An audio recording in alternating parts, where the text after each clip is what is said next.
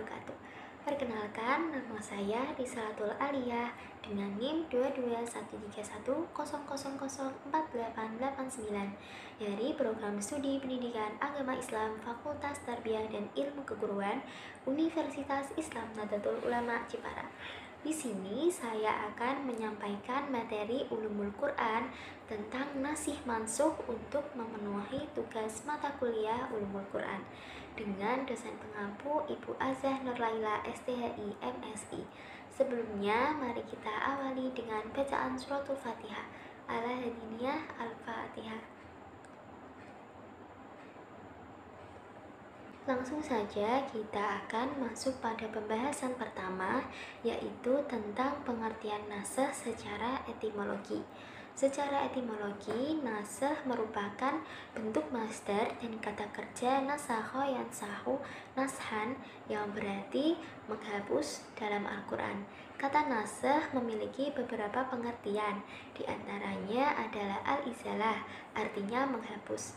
Sebagaimana terdapat dalam Quran Surat Al-Hajj ayat 52 juz 22. Nasakh dapat diartikan juga sebagai al-tabdil atau menukar. Selain itu, al-nashu juga dapat berarti at-tahwil, artinya mengubah. Selain itu juga dapat diartikan sebagai an-naql yang artinya memindahkan. Yang kedua yaitu pengertian nasakh secara terminologi. Menurut Al-Zarqani, nasakh secara terminologi memiliki banyak pengertian, tetapi pengertian yang paling populer dan mendekati kebenaran definisi nasakh adalah mengangkat atau menghapus hukum syar'i dengan dalil syar'i. Berdasarkan definisi nasakh di atas, yaitu yang pertama, nasakh berlaku pada ayat yang mengandung hukum syar'i, tidak pada ayat yang menjelaskan hukum akidah. Yang kedua, dalil yang menasakh harus dalil syar'i, yaitu Al-Quran dan hadis, bukan dalil akli atau akal. Yang ketiga, dalam nasakh terdapat dua istilah dalil. Pertama, dalil hukum syar'i yang menghapus disebut nasih. Kedua, dalil hukum syar'i yang dihapus disebut mansukh.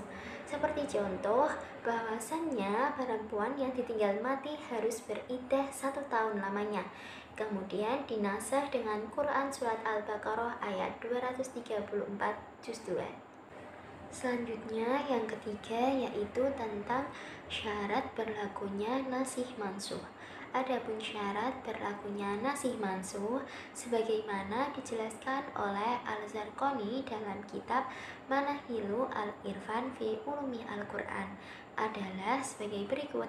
Yang pertama, hukum nasakh atau dihapus adalah hukum syar'i, bukan hukum yang berlaku abadi seperti hukum akidah. Yang kedua, dalil yang menasakh atau menghapus adalah dalil syar'i, bukan dalil akli atau akal. Yang ketiga, dalil yang menasakh atau menghapus datang setelah dalil hukum yang dihapus atau tidak datang secara bersamaan. Yang keempat, antara dalil yang menasakh atau menghapus dan yang mansukh dihapus terdapat pertentangan yang tidak dapat dikompromikan. Selanjutnya yang keempat yaitu macam-macam nasakh. Sebagaimana dijelaskan di atas bahwa dalil syar'i terdiri dari Al-Quran dan Sunnah. Dengan demikian, nasakh ada 4 macam. Yang pertama, nasakh Al-Quran dengan Al-Quran.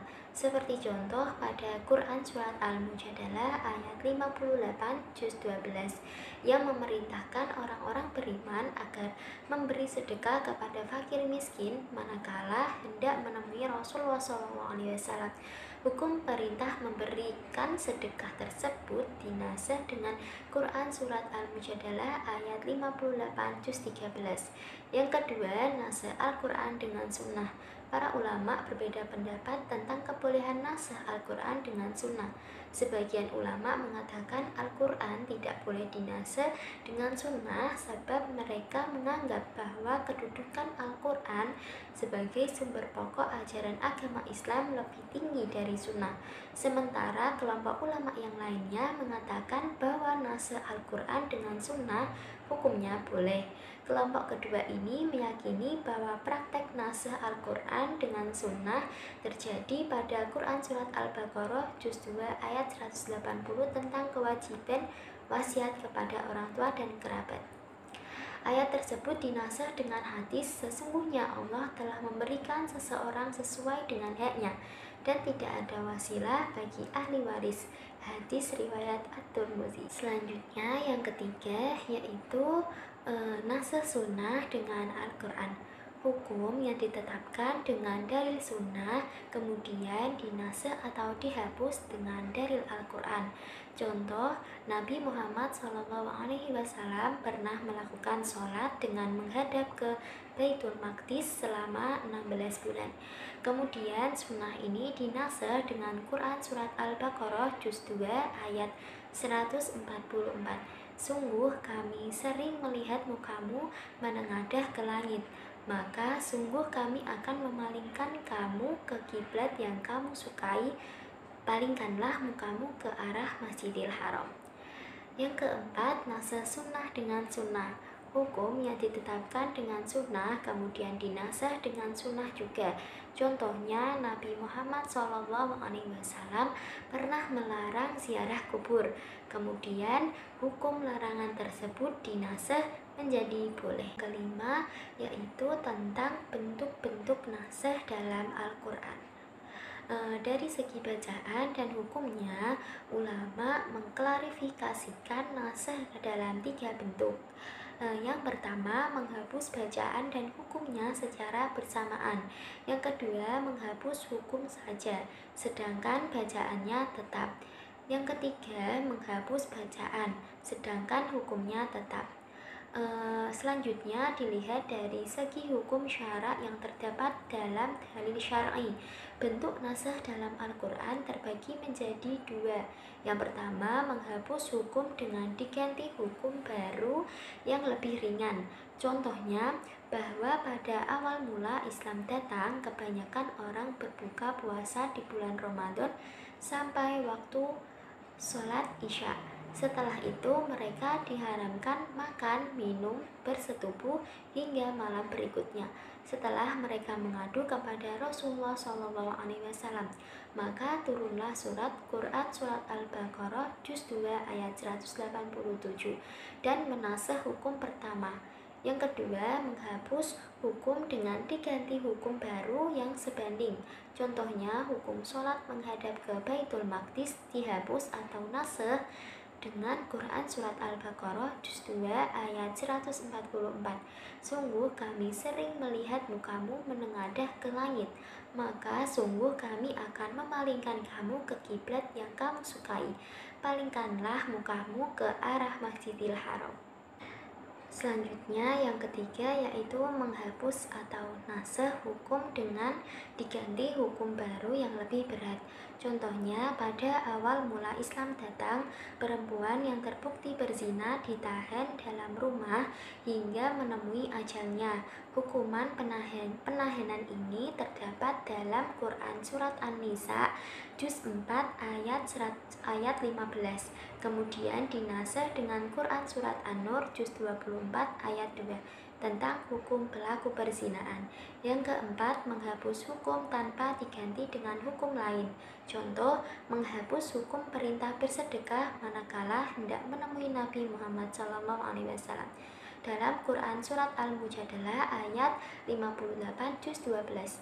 Hai orang-orang beriman, apabila kamu mengadakan pembicaraan khusus dengan Rasul, hendaklah kamu mengeluarkan sedekah atau kepada orang miskin.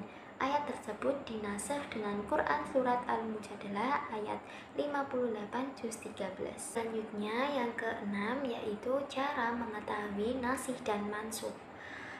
Untuk mengetahui nasih dan mansukh, dalam pendapat Al-Zarqani menjelaskan beberapa cara sebagai berikut.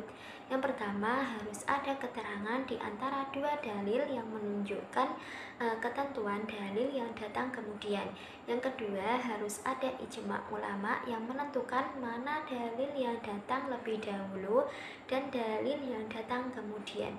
Yang ketiga, harus ada keterangan yang sah yang menjelaskan dari mana yang datang lebih dahulu. Dan selanjutnya yang ketujuh yaitu hikmah adanya nasih dan mansuh. Di antaranya adalah yang pertama, meneguh keyakinan bahwa Allah SWT tidak akan terikat dengan ketentuan-ketentuan yang sesuai dengan logika manusia. Yang kedua, kita semakin yakin bahwa Allah Maha Bijak, Maha Kasih, Maha Sayang. Yang ketiga, mengetahui proses tasyri' atau penetapan dan penerapan hukum Islam, dan untuk menelusuri tujuan ajaran serta i'latul hukmi atau alasan ditetapkannya suatu hukum.